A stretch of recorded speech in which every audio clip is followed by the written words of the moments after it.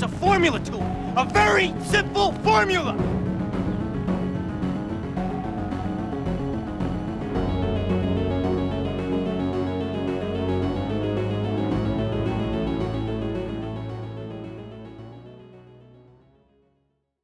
Hello everybody, welcome back to another episode of the Slash It podcast.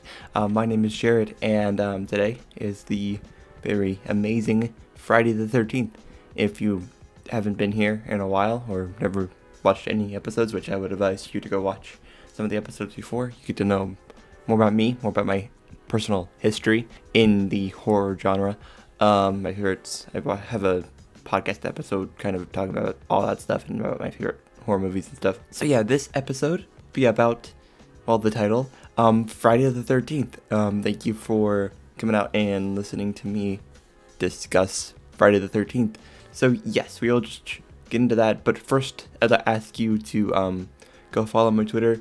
If you are a audio listener, to maybe review or rate the podcast, whatever if you feel comfortable, if you want to reviewing the podcast, giving it however many stars you think it's worth on your respective platforms. It's iTunes, it's stars. I don't know what Spotify is. I think it's stars too. I'm not actually 100% sure on that. So yes, thank you very much for watching, and we will just get into it. So yeah, like I said earlier, Friday the 13th is the movie that I am going to be talking about today. I love Friday the 13th, but the first one, I love the series Friday the 13th.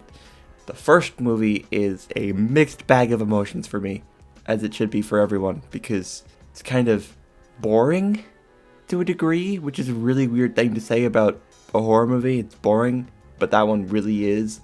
It's very slow. There's not a lot of action. The second movie is pretty much the first movie done faster. To put that in perspective, if you've seen both of those movies, the second one, part 2, is a faster version of part 1, I guess. It's not part 1, it's the 13th, but it's really slow. A lot of the shots should have been edited lower. I don't know if it was because of runtime stuff or what, but a lot of it should have been done differently. So basically, Friday the 13th is what spawned a lot of the horror movies. We have slasher films in particular. You get Halloween, which helped a lot because Friday the 13th was quite literally a ripoff of Halloween. It was written to be a ripoff of Halloween. I'm not dissing Friday the 13th, it's just how it happened.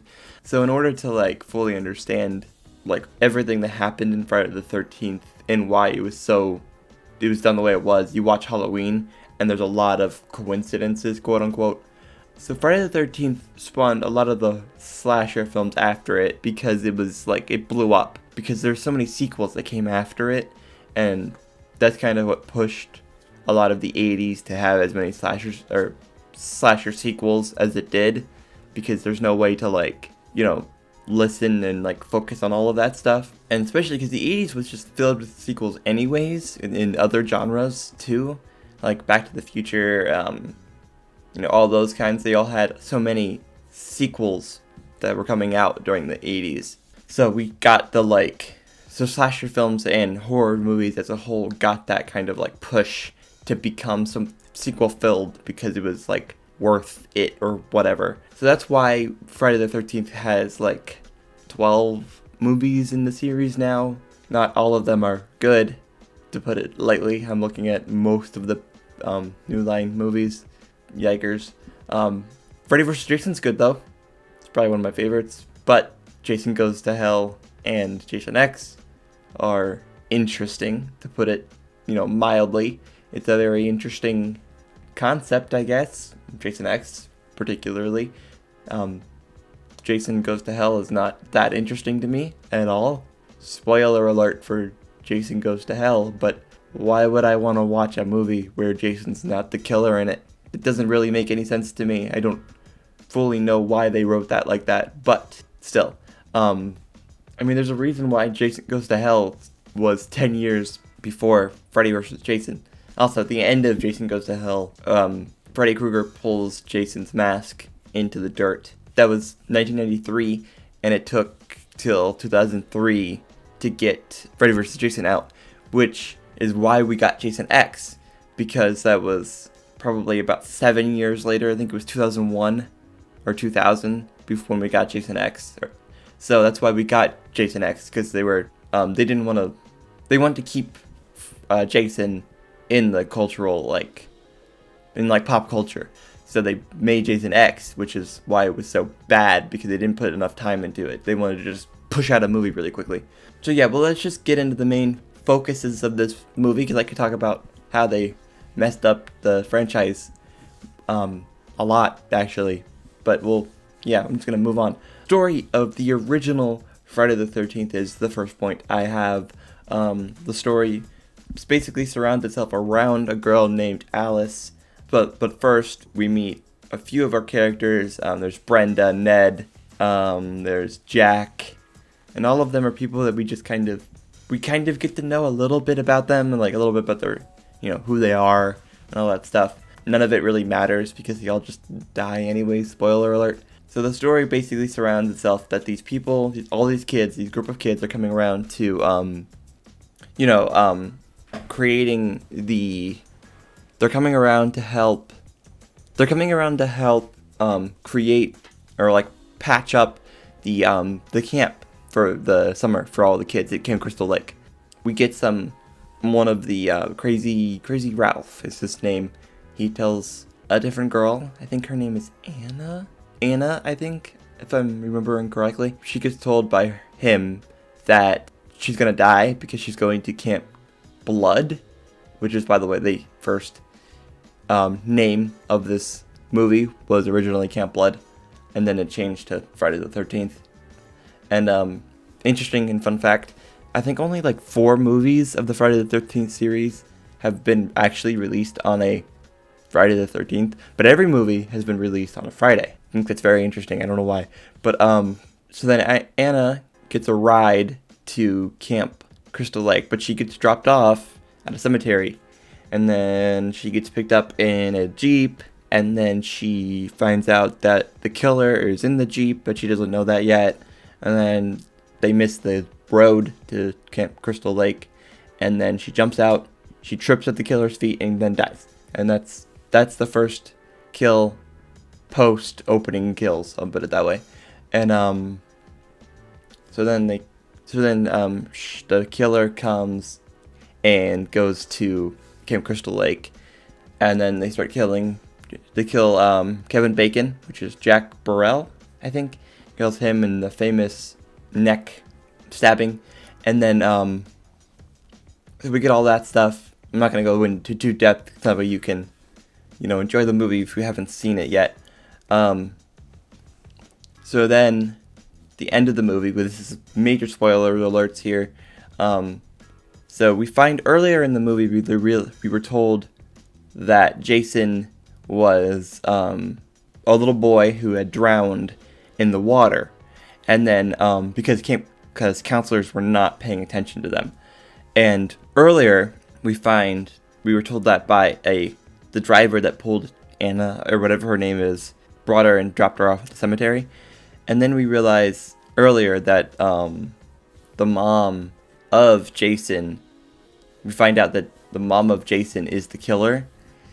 And then Alice, our final girl, runs up to her and tries to because there's a killer and they doesn't know who's killing everyone. And then she realizes that it's her, and the person is Pamela Voorhees, Jason's mother. So yeah, Jason is not the killer in this movie. He's not the killer till the second one, and he doesn't get his hockey mask until the third movie. Think about that. Think about the pop culture that surrounds the hockey mask. None of that happens until the third movie. So think about how many sequels and stuff have happened since then to make it almost look like the first movie never happened, pretty much. I just think that's really interesting how the hockey mask is what has spawned such cultural relevance for these movies, but they're not important as the first movie. They're all more important than the first movie, but yet the first movie was what started all of it. I don't know, I just think it's incredibly interesting how all of that happened. So basically we get Pamela Voorhees killing and murdering all these people, and then Alice runs and we get the final battle between Alice and Pam. So then they end up fighting on the beach a little bit, and then Alice runs up to Pamela Voorhees and freaking cuts her head off. Yeah, it gets decapitated. It's interesting. So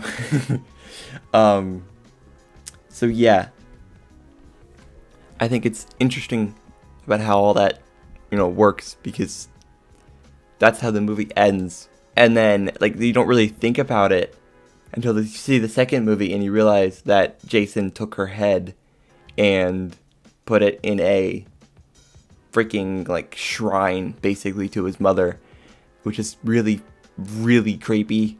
It's not cool, not a sane thing to do, but I do want to talk about something that bothers me a little bit.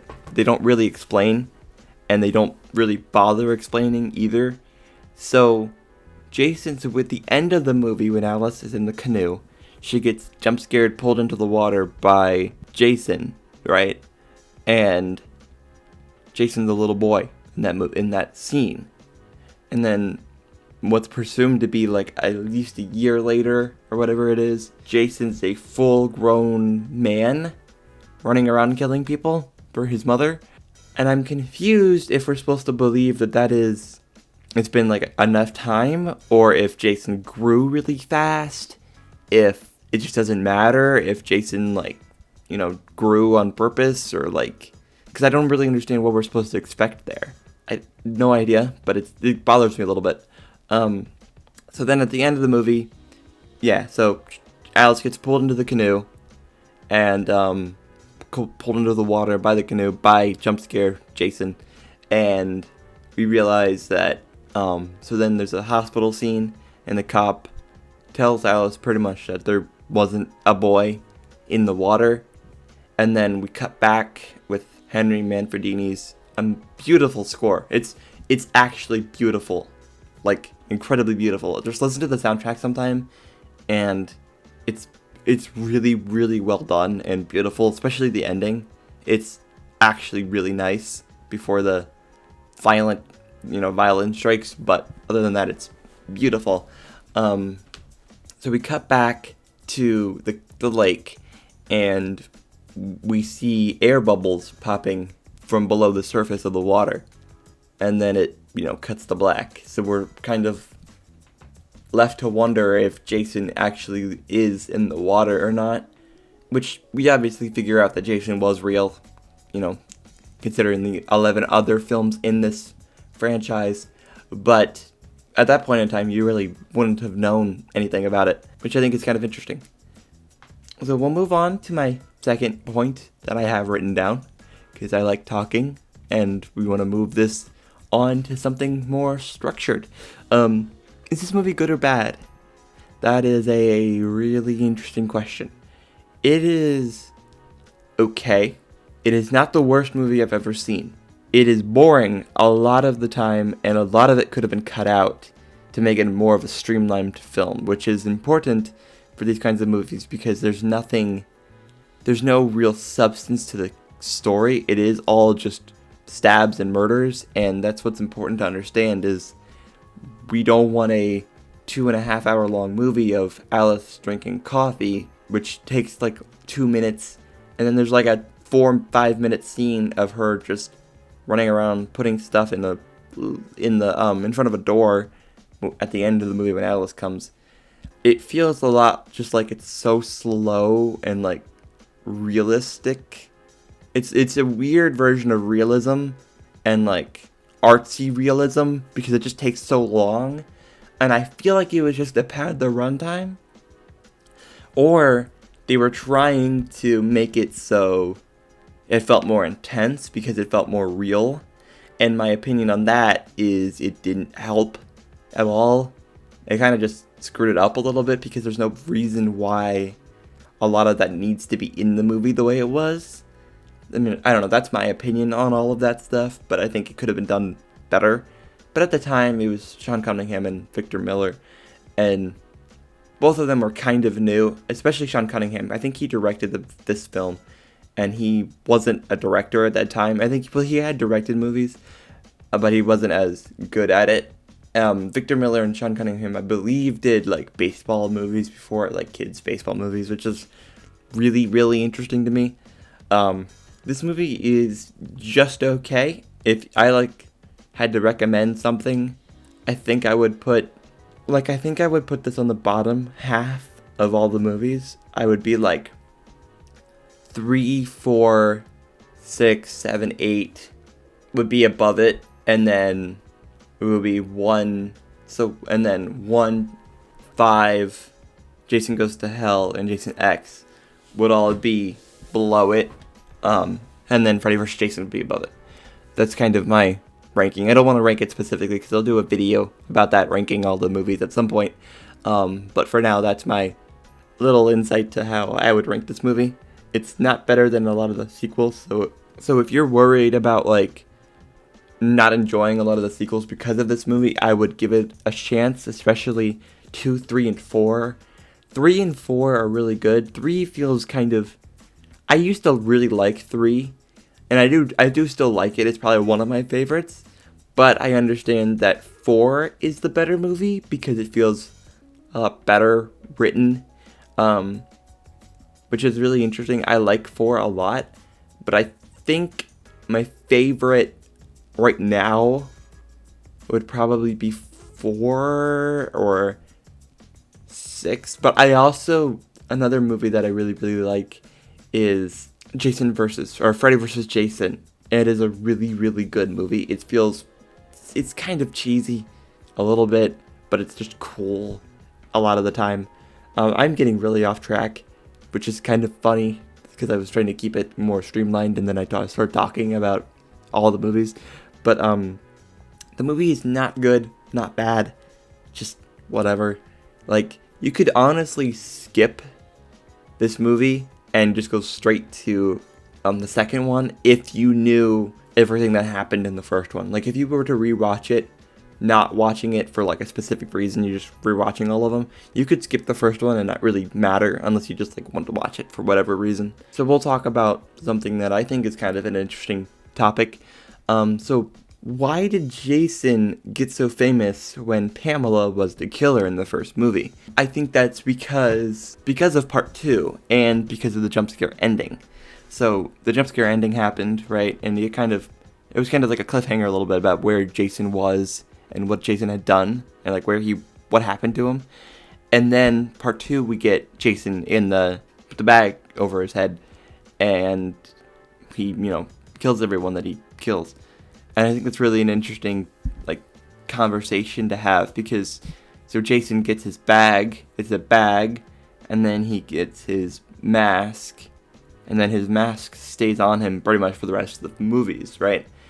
And it made a lot of money, and I think that's probably the real reason, is the second one made a lot of money because they wanted to see the sequel, and then it kind of like pushed it into like the cultural zeitgeist, if you will. That's not how you pronounce that word, I'm sure. But so Jason became the face of it, with especially when in part 3 he got the hockey mask, because the hockey mask is the cooler thing.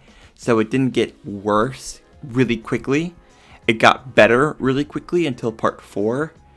And I think then after part 4, Jason's like famous ability or whatever it would be called was kind of like set in stone. So then that's why we get so many sequels after part 4, the other 8, whatever it is at this point. So I think that's why Jason's so famous. But I think Jason's also really famous because of just the way he acts and how terrifying he is. I think it's just really an interesting like understanding of all that stuff.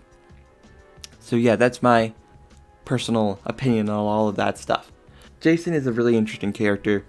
He's like a scarier version of all the issues that Leatherface has, mixed with all the weird no personality that Michael has, but none of like the intrigue and the killing. It's all just the pure like personalityless killing that Michael has, but none of the like intrigue about the killing that Michael has. So it's like a mixture between Leatherface in that aspect and then Michael in the other aspect where he just kind of doesn't have a personality, even though Leatherface does have a personality.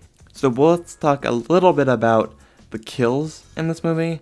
The first movie, Friday the 13th, this film, because I'll do another podcast episode specifically talking all about the second film. This one in particular has a lot of famous kills. A lot of the more popular, famous kills are from this movie, but that's only because it was the first movie. A lot of these are not the best. My favorites personally are, the bed kill, and then there's another one. I really like Ned's death. It's just weird. It's just kind of an interesting, it all kind of happens so quickly. I don't know, it's interesting. But the kills in this movie are not as bloody or graphic as they get later on in the series. This movie has more the calm, the more chill kills, which is a really funny thing to say.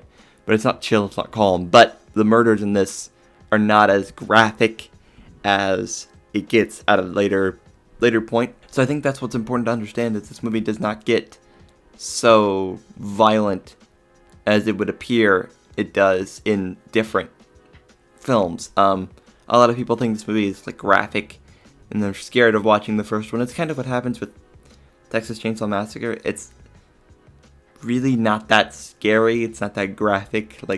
If you've seen Saw, you've seen worse than you ever see in a Texas Chainsaw Massacre movie. It's worse by far. And I really like Saw. The ending of Saw is really good. I think Texas Chainsaw is a better horror movie. I think Saw is a good thriller movie. I don't know. That's not confirmed in my brain. I haven't really thought about it. But I don't know. Either way, Saw has more graphic stuff in it than Texas Chainsaw Massacre, but because of the way Texas Chainsaw Massacre was promoted, and it's been that way for 50 years at this point, that's why it gets so focused on all of it. It's because it's been so long talked about like that, especially at that time, because it was so close to the 80s and all the... I'm not going to talk about it, but I will have a podcast episode about this, because it was horror movies were kind of a counterculture rebellion against a lot of the more, I'm not getting into politics here, but because of I'm just stating facts here, because a lot of the 80s were filled with, the Reagan era and a lot of that conservative mindset. So a lot of horror movies were kind of counterculture rebellion against that. So pre that, we get Texas Chainsaw Massacre. And because of the way it was taught, it was seen, a lot of the 80s, a lot of horror movies were shown as just terrible, terrible things, and not as a interesting or a movie. It's seen as the devil or whatever. And so we get a lot of that happening in the 80s.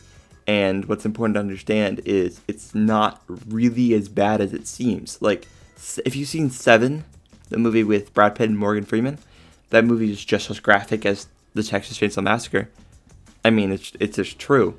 The sequels of Texas Chainsaw Massacre are a little worse. Once you get into the remakes and stuff, they're a little more graphic, I guess. But the first one is just as graphic as Seven or as,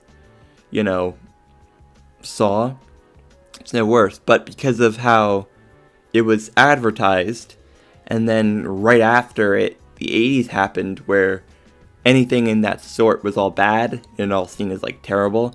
So we get a hatred, a lot of system, people kind of hating it and never watching it. I mean, they don't really understand that it's not as bad as it seems. So yeah, I don't know why I was going off of that, but I'm going back to this for a second. So that's why Friday the 13th got so many sequels too, is because a lot of the people who, didn't like the politics of the time, would go see a horror movie because it was kind of, off. And that's why, so I'll talk about it a little bit. For some reason, I'm not getting into politics, I'm not giving my personal political beliefs here, but this is actually scientifically proven. For some reason, or not scientifically proven, but it's proven that if you look at dates and when horror movies were created, horror movies make more money under a conservative, right-winged president in America, that's what I'm talking about, than they do under a left-wing president.